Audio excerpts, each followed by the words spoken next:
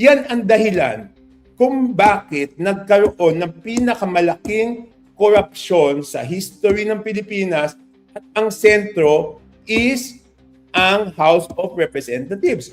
Because ang isip ng congressman, they are above the law and all others must be answerable to the law. It is that thinking of double standard, lumakas ang loob na sila pwede magnakaw, yung ibang mga, lahat ng ibang opisyal ng gobyerno, dapat kayo walang korupsyon. Pero House of Representatives, iba ang standards namin, iba kami, sila pwede magnakaw. Yan ang ibig sabihin ng double standard. Kaya hindi pwedeng double standard. Sana maintindihan ngayon kung bakit laging sinasabi ko, the same rule applies to everyone. The same standards apply to everyone. Otherwise, dyan napapasok yung isip na sila pwede magnakaw, lahat dapat hindi pwede.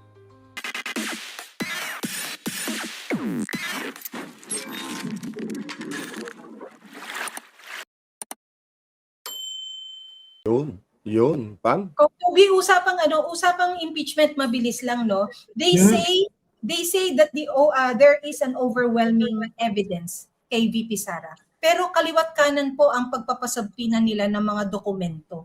Ano po ang take ninyo dito? Kung merong ebidensya, dapat nagpapasabpina pa po ng mga documents.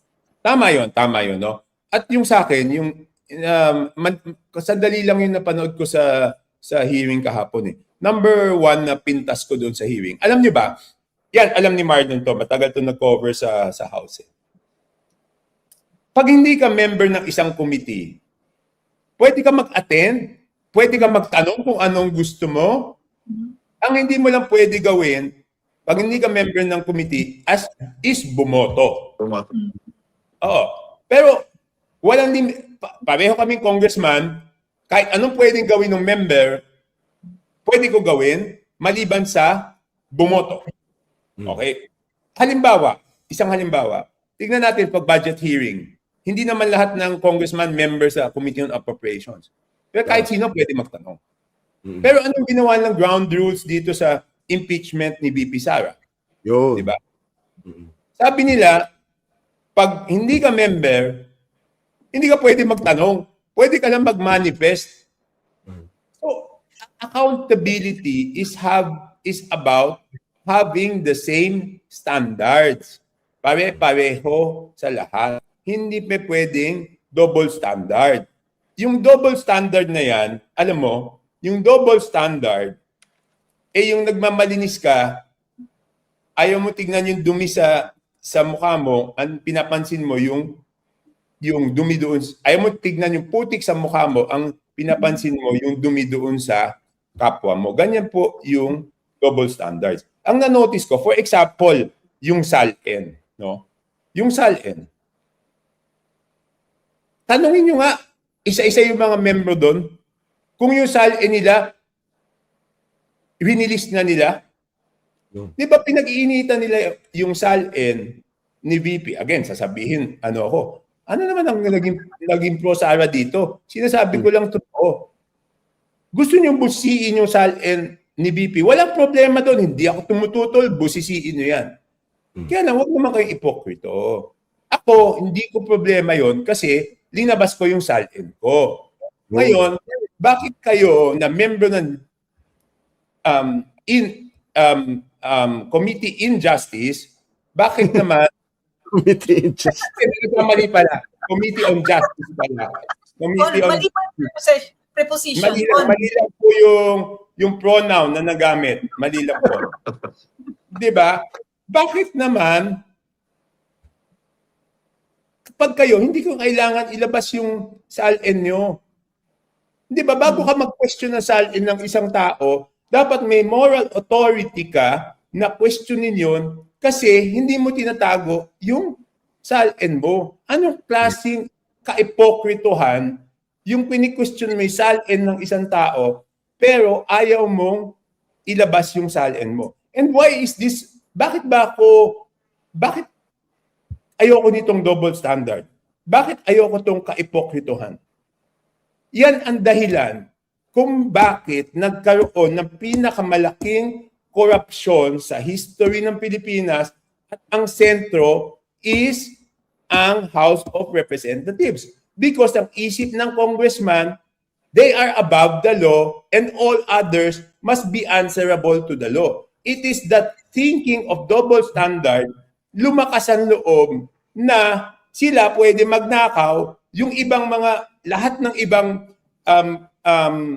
opisyal ng gobyerno, dapat kayo walang korupsyon. Pero House of Representatives, iba ang standards namin, iba kami, sila pwede magnakaw. Yan ang ibig sabihin ng double standard. Kaya hindi pwedeng double standard. Sana maintindihan ngayon kung bakit laging sinasabi ko, the same rule applies to everyone. The same standards apply to everyone. Otherwise, dyan napapasok yung isip na sila pwede magnakaw, lahat dapat hindi pwede. Ito pa, injustice, Kong, ito pa isang injustice. Sabi ni Leila Dili. Committee on Justice. Ito pa, Kong. Ikaw naman. Sabi kasi kahapon ni Kong. Balikan muna natin bago yan, EB. Sige, okay. Hindi ba totoo, kayo magsabi, pag mali naman ako, punahin niyo ako. Hindi ba yung ganong pag-iisip ng double standard ang nagbibigay ng lakas ng loob para sabihin na dapat kayo sumunod sa batas. Iba kami, hindi kami dapat sumunod sa batas. Yan ang nagpapasama. Kaya tama po yung injustice. Hindi, wag. Kuyang. Kaya nga, Kong, no, ito, sabi ni Congressman Leila de Lima kahapon, yung House Justice Committee daw, no, ay pwedeng mag-conduct ng hearings, no, outside of the detailed schedule approved by the committee, backed up by the resolution of the plenary, na pwede silang mag-conduct ng hearing during recess. Ano ba to? Pwede ba to na in the middle of the game, babaguhin nila yung rules? Hindi, okay, Ibi, pasensya na. Ang tingin ko dyan, because they were given the authority na mag-conduct ng hearing, ay pwede po sila. Basta sundin lang yung rules namin na dapat may 3-day notice, lahat ng mga miyembro, yung mga respondent, may 3-day notice.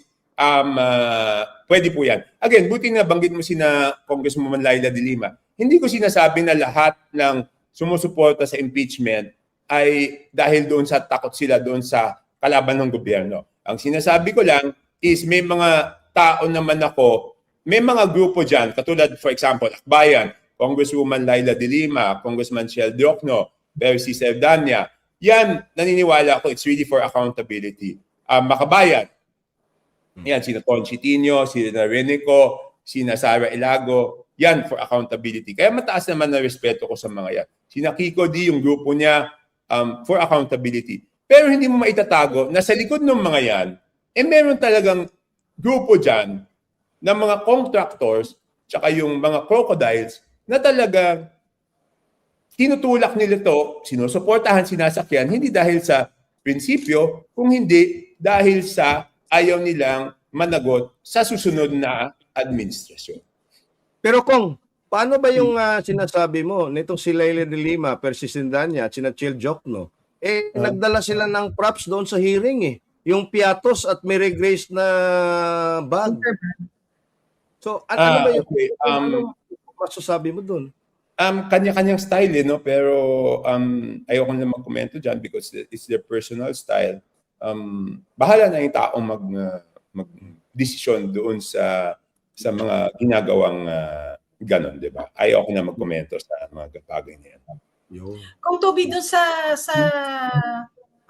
hearing kahapon, no, as if they were trying to cure the use of the term na mini trial. So, Pam, si Chairman Luis Torre nagsabi nun, di ba? Yeah. Pero ginagamot nila tila kahapon upon probably realizing na mali, it's a wrong legal move for them at talagang hindi sila makakalusot. So, do you think what's really happening is a mini trial or it's still part of the initiation of proceedings dito sa sa level na to? Okay, sa tingin ko na dapat nauna yung mga ebidensya bago pinagbotohan yung sufficiency in substance, di ba? Kasi kung may substansya na, ano pang kailangan mong ebidensya, di ba? May substansya na nga. So, ano pa yung mga kinakailangan mong ebidensya? Dapat siguro, nauna yung pagkalap ng ebidensya bago sinabing sufficiente doon sa substance. Right. Ayun, Pero Marlon. tapos na yan eh. Tapos na yan, Pame. Tapos na yung puntong yan. So, hindi na natin mababalikan. Tsaka mayorya ng bumoto. Bilang collegial body, rinerespeto ko naman yung boto nila. Ang akin lang, let us be more sensitive about the times, no? Ibig sabihin, alam mo, even before the crisis in the Middle East, even before that, di ba, nung nandiyan pa yung impeachment ni BBM at hindi pa nadidesisyonan, at ako, ang dami ko na pinagdaan ng impeachment eh. Walang impeachment na nakakabuti sa ating bayan. Ang impeachment proceedings, kinakabahan yung mga bilang kababayan natin, mga investors. Yun ang punto ko nung sinabi ko, nabilisan. So, alam ko, okay, everyone has to be accountable. No one is exempt from accountability. Pero bilisan natin yung proseso para hindi masyadong maapektuhan yung ekonomiya. Stand ko yun nung wala pang krisis. Mas lalo na mga may krisis, kaya nag-file ako ng House Resolution na tuloy-tuloy na yung trial at pagbotohan na. Kaya nga doon, EB, sinasabi mo na kung gusto nila magdagdag ng trial, kaya ang pananaw ko doon, okay lang sa akin. Basta, di ba yung madami, basta wag lang patagalin. Yun lang naman yung sa akin. Nasaan na po yung resolution masasabi mo?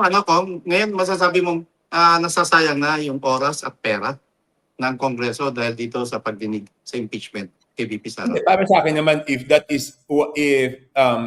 accountability has to be, the process of accountability has to go through, okay lang sa akin. Hindi naman talaga sayang yung proseso ng accountability, di ba? I mean, syempre, if you want people accountable, then talagang may gastos dyan, di ba? Pero wag lang patagalin, yun lang yung akin. Pero yung pananaw ko na ginagamit na lamang ito dahil sa politika. I mean, sinabi yan yung sagot ko kanina, merong mga grupo na naniniwala ako, prinsipyo yan, accountability, pero may mga nagtatago sa likod nun na hindi politika eh. Marlon, iba yung Yun. Si Kong. Naku, nagor-gorang wifi ko. Inoperate ni Ponyong to. Inoperate ni Sopronio. Oo nga, kumalaw ang baso. Kuya, nagulat naman ako at nababanggit mo ang pangalang yan, di ba? Oh, hindi kilala mo ba siya? inamin ni Kong Toby ha, wala ito. Kung naghang po kayo. Yes, sorry. Ang politika, ibig sabihin ng politika is ayoko to, hindi ko kakampi. Ang mas matimbang sa akin doon is yung gusto nila impeachment dahil nga gustong matakasan yung mga ginawa nilang pagnanakaw na hindi pa sila napapanagot hanggang ngayon. At ulitin ko, natatakot sila na kalaban ng administrasyon ang makaupo dahil nagwo-worry sila na pagkalaban ng administrasyon, hindi nila maareglo. O yan, hindi na nila masasabing pro kung kanino kasi wala na akong pinangalanan. Sinabi ko nilang kalaban ng administrasyon. So nasaan na ngayon yung resolution mo, Kong? At meron na bang mga kasamahan mo na nag-file din at ay pumirma din para to support that resolution? Ano nang estado niyan? Hindi ko alam kasi pinahil ko yun last day. Pahabol pala. Kahapon nagkausap kami ni Kong Erice, ni Kong Egay.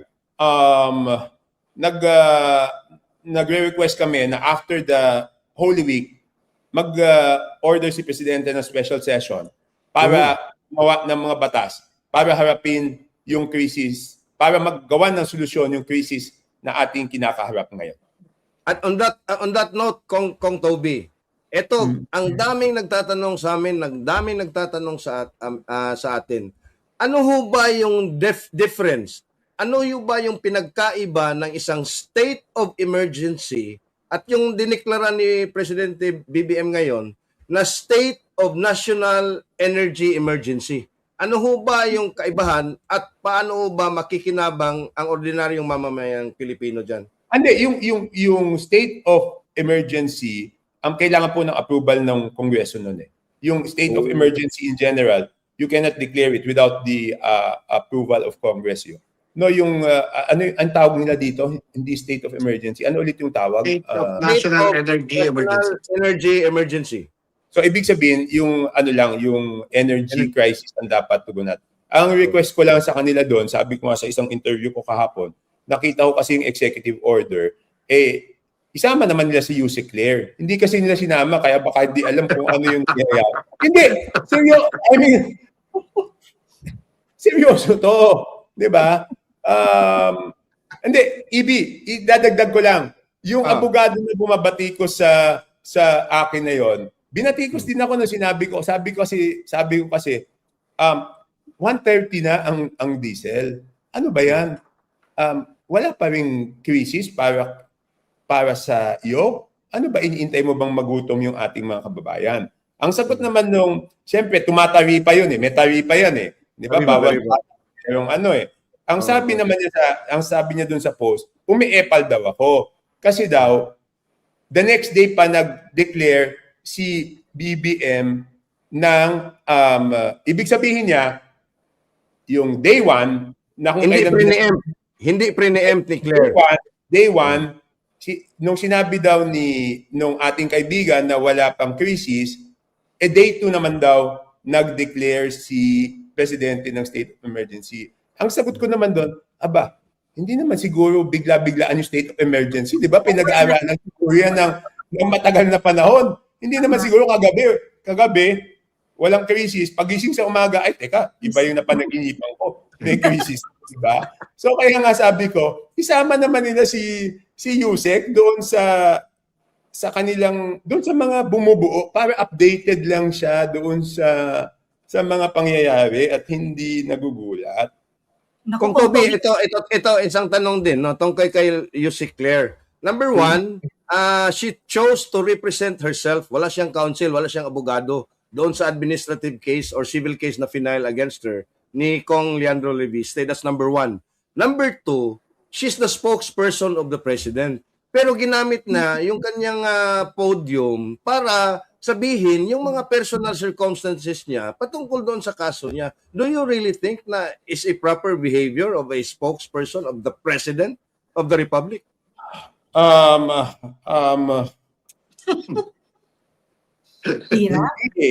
Hindi talaga eh. Hindi eh, 'di ba? Hindi. Kung Toby, isang question from our live viewers, no? From Diva Obtuse, pakitanong, nag-iingay ba siya para mag-senator sa 2028?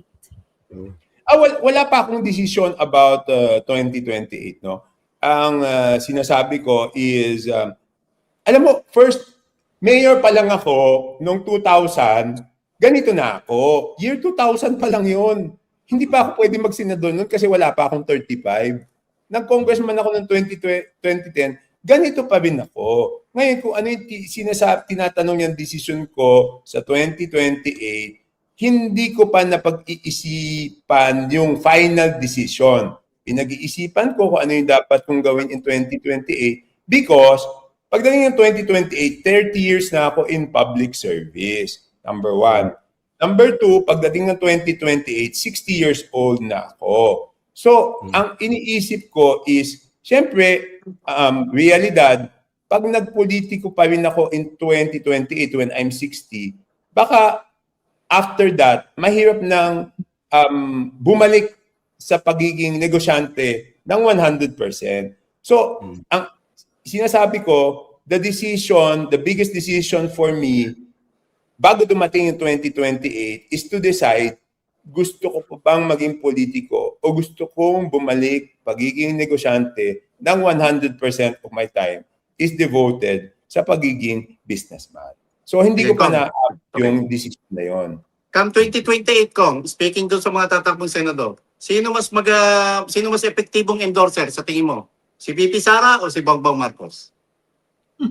Titignan natin. Siyempre, matagal pa eh, 'di ba? 2 years is a long time, 'di ba? So I don't know bakit yung iba fixated kay Sara, di ba? 2 years is a long time. Ang dami pwedeng mangyari. At para sa akin, isa lang kasi ang prinsipyo ko sa politika. Performance is the best politics. Kung gusto mo tumaas yung numero mo, gusto mong bumangon ka sa politika, ayusin mo yung trabaho mo at huwag mong pansinin yung ingay ng politika na nakapaligid sa iyo. Yan yung aking pananaw. Di ba? Kontento ka pa ba, Kong? Kung kontento ka pa ba sa trabaho ngayon ng kaibigan mo na si Bongbong Marcos? Hindi ko lang kaibigan yun eh. Ano yun eh? First cousin Yeah. ng misis ko yun eh. No, Kaya nga, yung management style niya, yung ethics, yung work ethics niya, sa tingin mo, paano mo siya i-rate, Kong? I think he will be defined. Yung administration niya, whether he likes it or not. Tingnan niyo lang yung Pulse Asia survey na dinabas kahapon, no? Yung mga natutuwa sa kanila, number one, reason ng pagkatuwa sa kanila is yung mga natutuwa sa kanya is natutuwa dahil doon sa response niya, doon sa bigyan niyo lang ako 1 second para hindi ako mamalik ng quote, para tama yung sinasabi ko, no? Okay, Kong, take your time. Basically, yung natutuwa sa kanya ay natutuwa dahil doon sa kanyang ginawa doon sa anti-corruption. Teka, babasahin ko. Nandito na sa harap ko. Hindi ko lang ma-share. Hindi ako mag-share sa inyo eh. Sa Zoom. Yeah, tama yan, Kong. Tama yan, Kong. Ayan ha. Yung primary reasons for trusting. 28%, 28.6% of the 35% na nagtitiwala sa presidente, number one reason 28.6% dahil lumalaban siya sa korupsyon at binulgar yung korupsyon. So number one reason, doon sa mga may gusto sa kanya at nagtitiwala, number one reason nila is because lumalaban sa korupsyon at binulgar niya yung korupsyon.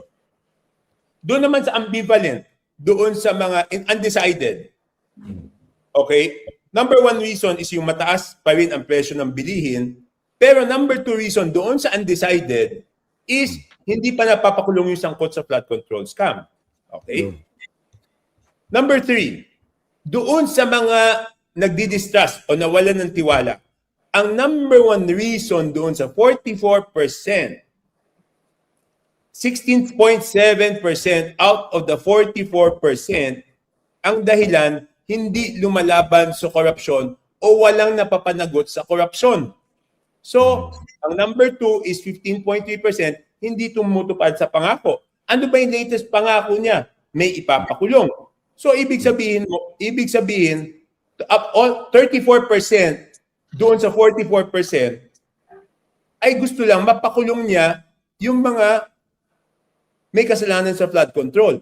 So again, kung ako sasabihin ko ngayon, ito naman talagang naramdaman ko na talagang frustrated ako, disappointed ako doon sa laban sa korupsyon, sasabihin ulit nila, kalaban ako. Paano yung mga ibang nagsabi, kalaban din yun?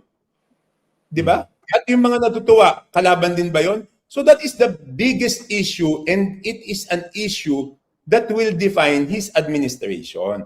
Tsaka sinabi ko na naman noon, di ba? Early on, January o December, sinabi ko na naman noon na pag hindi ko matatanggap kung hindi niya papanagutin yung mga may kasalanan dito o kahit ano ba yun, yung soften the blows, kahit yung hihinaan lang yung kaso sa mga sangkot, hindi ko matatanggap.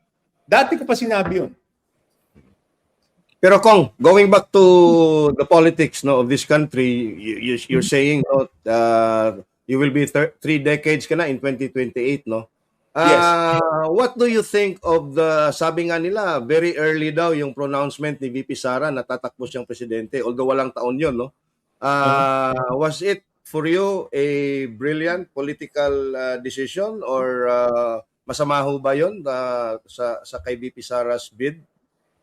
Alam mo, politika, ang daming... Ang problema, Ibi, sa politika, whether it was good or bad, is not only dependent on that sole pronouncement. Whether it is good or bad will depend doon sa mas maraming bagay na mangyayari pagkatapos ng pronouncement na yon doon sa 2 taon. Para paliwanag ko, naman.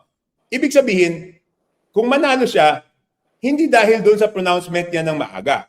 Kung hindi siya manalo, hindi naman dahil doon sa pronouncement niya ng mas maaga. Ang pagkapanalo niya o hindi pagkamanalo ay depende doon sa mas madaming mangyayari from the time that she announced to the time na mag-eleksyon. Kaya ang hirap sagutin ng bagay na yon kung whether tama o hindi kasi hindi naman yun ang magde-define doon sa kapagkapanalo niya.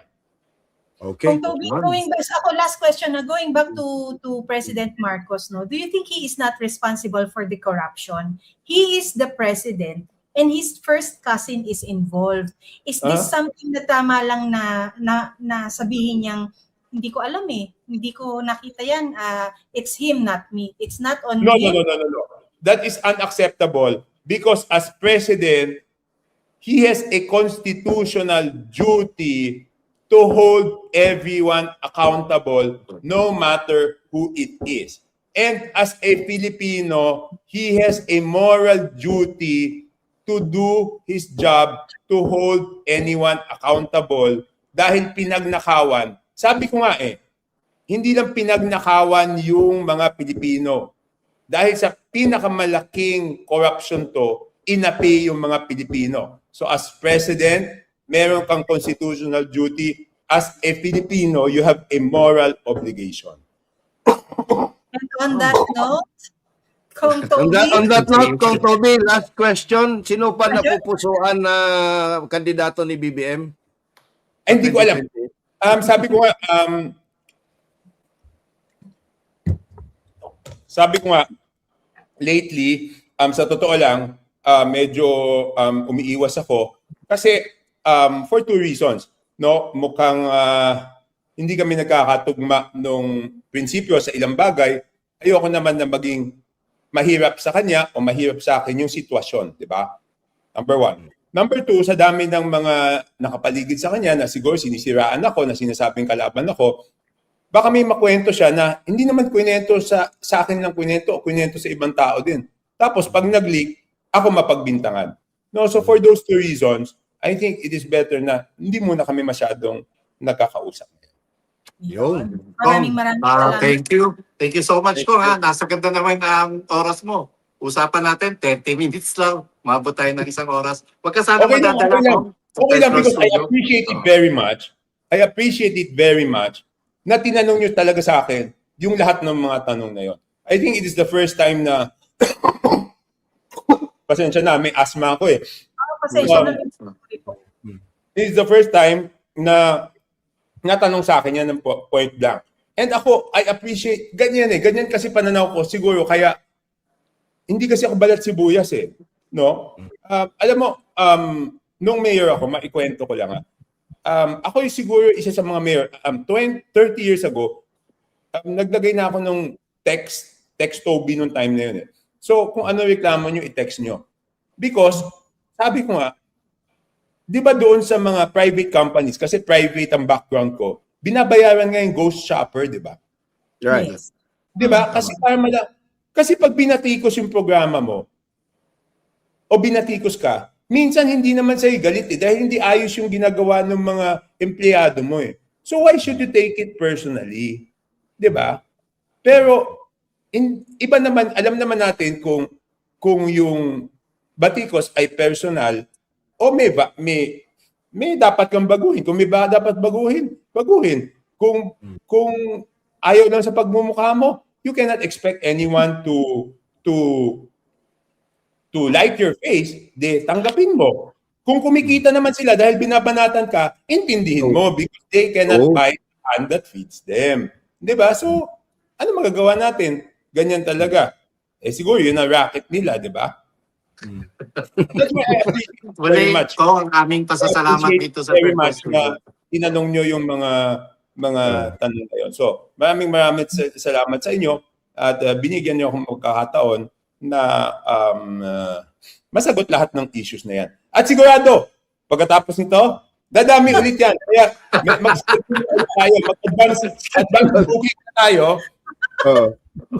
Kaya lang, alam nyo, kayong tatlo, dapat humingi na kayo ng komisyon doon sa mga yun. Sabihin nyo, interviewin namin si Kong Toby para madami siyang sabihin, may dahilan na tayong bumanat, tapos kikita kayo, hindi mapapwedeng libre lang yun sa amin. Well, dahil hindi nga ho namin gawi at kagaya mo, hindi mo gawain yung mga bagay na yan, mas maganda ho nandito tayo sa mas malinis na Hindi, paraan. pasensya na, Pam, if you're offended, biro lang yun, ha? Yeah. I'm sorry, Pam. I didn't mean to offend you.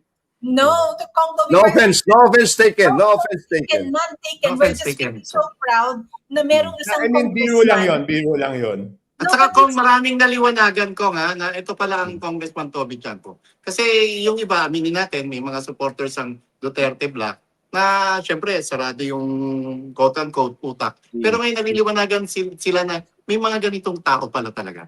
Na pagka usapin ng prinsipyo, maninindigan sila alang-alang sa katotohanan. Hindi, because I'm not answerable to any politician. I'm only answerable doon sa taong bayan. Doon lang ang pananagutan ko 'di ba? So, ang loyalty ko is doon sa katotohanan because mahirap, alam mo, sa dalas kong nagpapa-interview, kung meron ako sinasabing kasinungalingan, mabubuking at mabubuking Di ba? Which brings me to the point, bakit kaya yung amo nila na former speaker, ni minsan ayaw magpa-interview? Ayun. Actually, Kong, no, hindi nga lumabas yun. Never, not even Never. once. Puro pa lang, press releases, ganyan. Hindi, puro troll nga, troll. Puro si Ponyong ang may bahala na dun. Ay, Ponyong. Kong, muli, ang aming pasasalamat sa iyo ha. Sa ulitin ko, huwag ka madadala. No problem. Pasensya na, Tatakbo na ako sa aking mga graduation. Meron na ako. Thank you, Kong. Thank you. Thank you. Sa ulitin. Yes. Maging Again, I kasalanan. apologize. I didn't mean to offend you. It was just not taken. a joke, no? Biro No, lang not- yun, ha? I hope you not- don't take it, hindi kayo na-offend dun sa biro ko yun. Not taken. Kong Toby, please advise Tommy na napa-check out ako kahapon sa live selling niya ng mga aqua flask Thank you. I was watching on TikTok and napa-check out tayo sa mga binibenta sa aqua flask. And congratulations. Thank you. Alam mo, last na lang to, Pam, no? Alam mo, nung una siya nag-vlog, nung una, Ayaw mo? siyempre, nahirapan ako Kasi, alam mo yung, buong araw, may tao, pag naka-live siya, di parang may tao lagi dun sa bahay niyo, di ba? Siyempre, pagkagising mo ng umaga, hindi ka pa nagsisipilyo, gusto mo mag-almusal, di ba nakikita ng tao, matutulog ka sa gabi, nakikita ka. Then, nabiro ko siya once.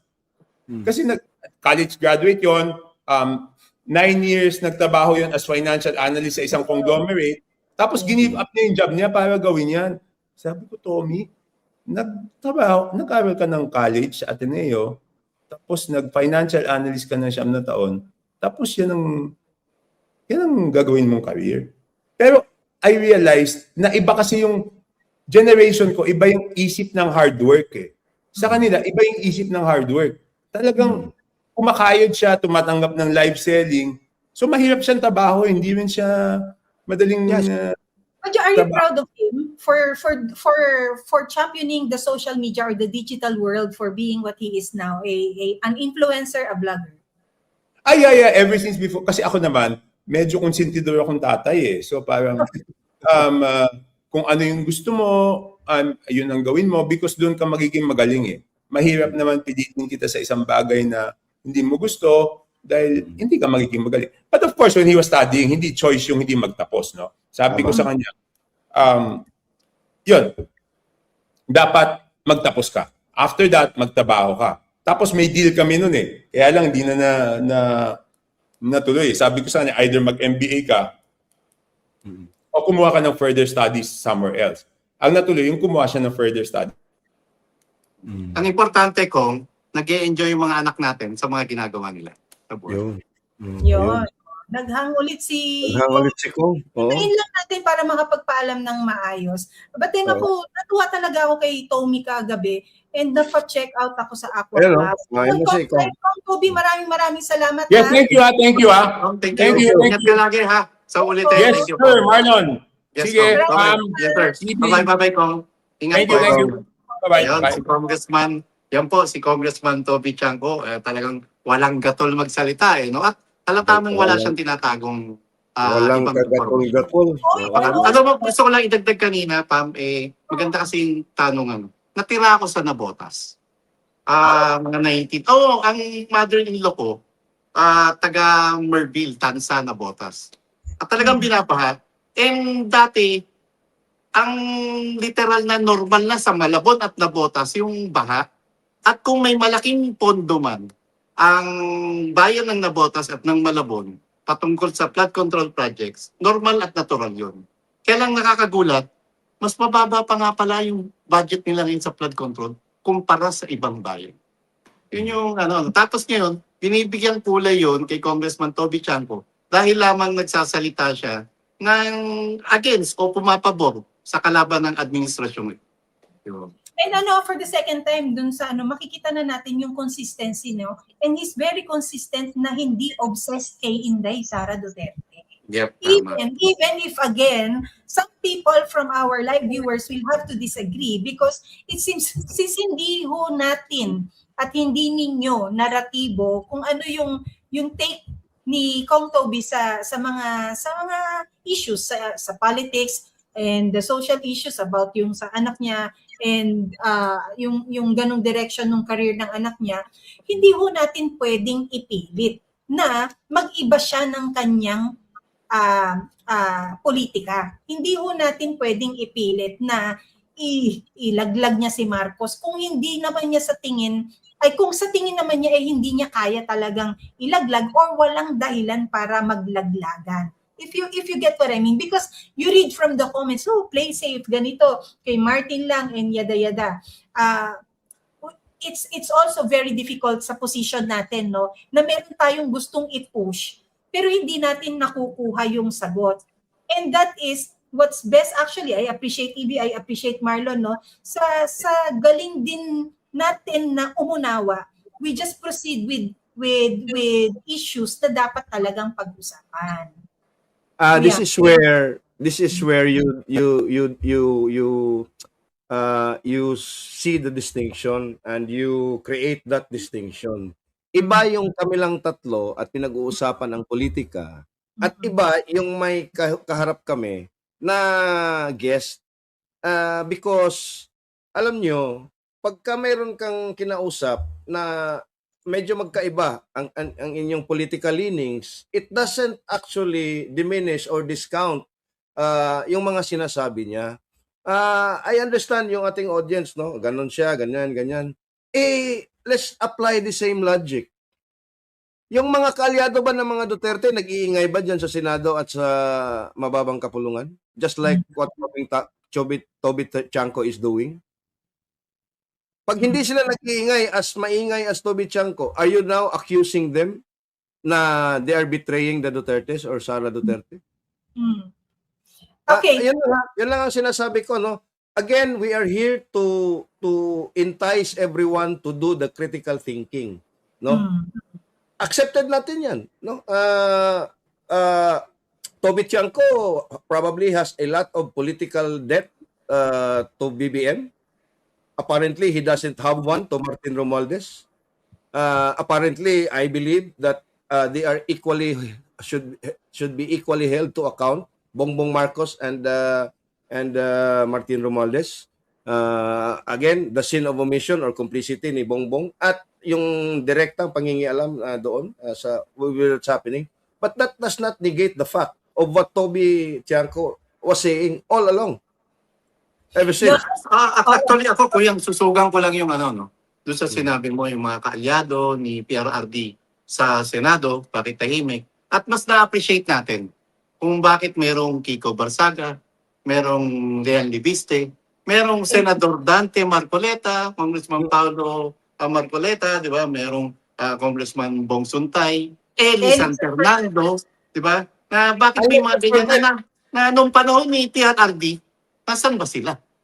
Di ba? Sila rin malayo ron sa hindi sila malapit kay PRRD, pero ngayon sa usapin laban sa korupsyon, sila yung may ingay at sila yung very vocal. Ang tanong, nasan yung mga malalapit ngayon? Ang malalapit noon kay PRRD at nasan sila ngayon para magsalita laban sa korupsyon at para ipagtanggol ang pamilya Duterte. Kuya, And let us not forget the most old school of the Dilawans, Congressman Egay Erice. Tama. Okay, Ano ba wait. yung paninindigan niya with what's happening? Pero yung mga kasamahan niyang liberal ni De Lima, ni Risa Ontiveros, ang layo ng kanilang paninindigan. Pero he is still able to sit down with us and with his party. Yes, and then okay, I'll just flash three comments here, no. Ang sabi ni Konichiwa, naku Toby Chanko Marcos Alay. Ang sabi naman ni Erica, he is still protecting BBM. What about, well, he is still protecting BBM.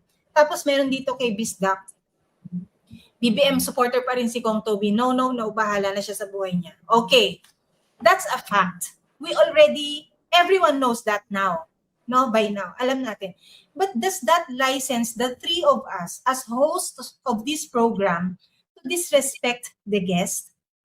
No. It should not. His differing views, points, or opinions about politics does not license us, myself, Marlon, and EB, to attack him, to disrespect him. But instead, we find here a common ground na magamit ang isang plataforma na kagaya nito na mapag-usapan ang issues. But is the objective of this program to change his views and opinions of what his political colors or lineage are? No. This is to inform everybody na yung Because here, kuya, yung kagaya natin na may kulay ang politiko, pwede hong matalinong makipag-usap sa hindi namin kalinya. Ganon lang. Lawakan natin yung utak natin. Lawakan natin yung pag-iisip natin, yung pag-unawa natin. kasi titingnan mo, ano ba yung rango ng isang Toby Chanko dyan sa mababang kapulungan for you to say na dapat ilaglag niya or gawin niya, he's still protecting. Wala, he's just an ordinary member of Congress now, not even holding a vice chairmanship sa committee. Pero sino yung nagpo-protekta kay Bongbong Marcos sa Senado? You have a Ping Lacson. Diyan sa mababang kapulungan, sina Luistro. 'Di ba? Si Boji D. Oh. What if iimbitahin namin dito si Ping Lacson kung nakikinig siya? Oh, tapos sasabihin din ninyo, wag kayong maniwala diyan, wag niyo panoorin diyan kasi ano 'yan protecting Marcos 'yan eh. Saka ko yung EB, tatak na ho ng third floor studio to. Na remember nung panahon nung PDEA Leaks scandal hearing, kasagsagan nun, nung na-contempt ang kaibigan natin na si Agent Jonathan Morales. Sinalang natin din sa interview si Senator Bingo Estrada. Ang atin, maibigay natin sa mga taga-suporta natin, mga taga-subaybay, na kung ano lang yung mga impormasyon na dagdag kaalaman sa kanila. So nasa atin na ho tayo. Nasa atin na ho yun kung maniniwala tayo sa kanila o hindi. Pero ang pakiusap ko lang ho, personal, lawakan mo natin ang pang-unawa natin, lawakan natin ang kaisipan natin, at wag maging sarado ang utak natin. Because in sa third floor studio, no, our politics is personal to us. But the show it's nothing personal. Yeah, and of course, makikita rin natin yung consistency ni Kong Toby because kung hindi niya ho nakita yung paggalang na ibinigay natin ng mga host sa kanya, hindi ho yan uulit at sasampan ng pangalawang beses para linawin ho yung mga issues na ibinato sa kanya nung una siyang sumampa dito sa ating programa. Sana po maintindihan at hindi na ho natin makita ang ating mga sarili at sa sitwasyon na ito na tayo ay nagpapaliwanag. ano na lang po ang mangyayari sa atin at makukulong tayo sa sarili nating echo chamber na tinatawag kung puro magkakalinya ho ang politika natin dito. Hindi na ho natin makikita kung ano rin naman, 'di ba? He's independent pagdating sa politika. Ang hirap-hirap na nga ho nilang inilalaban kung ano yung pagiging independent nila because the politics of the country, the political landscape has now become a Marcos versus a Duterte. Paano sila na may ibang kulay? Paano sila na may ibang adhikain? Paano sila na may prinsipyo din pero hindi natin naririnig? Ganun lang naman po, open platform po ang Third Floor Studio. Kaya sana po yung mas matinding pag-unawa at ay nandyan. And kay Kong Toby again, dun sa joke niyang yon, we get it, we totally get you, we are the Yes. same. No offense. No offense taken. Promise No po. offense. Yun. Oh. Yun, maraming salamat ha. Yes, tama ang sinasabi ni Reynaldo Hayag. We can all agree to disagree. Yes, tama naman. Yun. Maraming salamat, Paulo, sa pagkakataon ng pangalawang beses natin kay Kong Toby. Ay, No? Meron na siya nagpa-schedule na siya ng next kasi may lalabas na din daw na Nagme-message ako kay baka padala niya. Kasi noong unang interview natin, ang usapan ay 30 to 45 minutes. Ngayon. Tapos isang oras din, no? Ngayon kahapon, nagme-message kami, ay ilang minuto. Gano'ng katagal yan? Sabi ko 30 minutes lang pong. Pero depende sa'yo. At tumaba na naman. And thank you, naging makabuluhan no ito, malaman yung talakayan natin with Congressman Toby Chanco. Yes, and of course, to answer this question, Kid Sevilla, ask ko lang sa order ng Kingmaker, medyo mahirap nang makahanap sa fully book. Puntahan po ninyo ang YouTube page ni Attorney Vic Rodriguez, Tinig Maisog. Punta ho sa isa sa mga videos niya doon, sa podcast niya. Puntahan po ang description box. Nandun po yung mga links, direct links na kung saan pwede kayong umorder. Maraming salamat po. May nag-message sa akin kanina, in-announce nyo raw doon sa Great Conversation, yung sa Mason. Nandiyan ba yung material? Saan daw ba pwedeng umorder? yun. Kasi ang narinig ko kanina, pwede nyo puntahan yung Facebook page ng Mason, Mason sa kanilang Facebook page. Yun. Nandiyan ba yung flyers mo? Nandito. Oo, eto yan eh. Ayan yan eh, oh. Pagkaganda-gandang dilag, Adelaide Mist. Para po sa mga gustong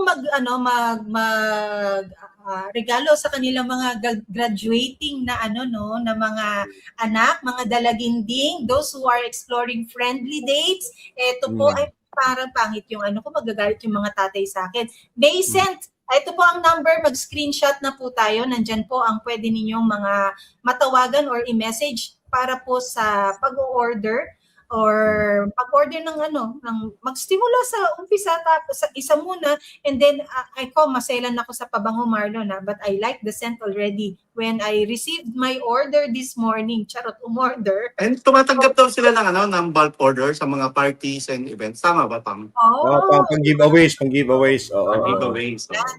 Andyan po ang mga handle. Please mag-screenshot po. Tulungan nyo naman po kami at matulungan natin ang kaibigan natin na naghahanap buhay para sa ekonomiya. Yon. Maraming salamat.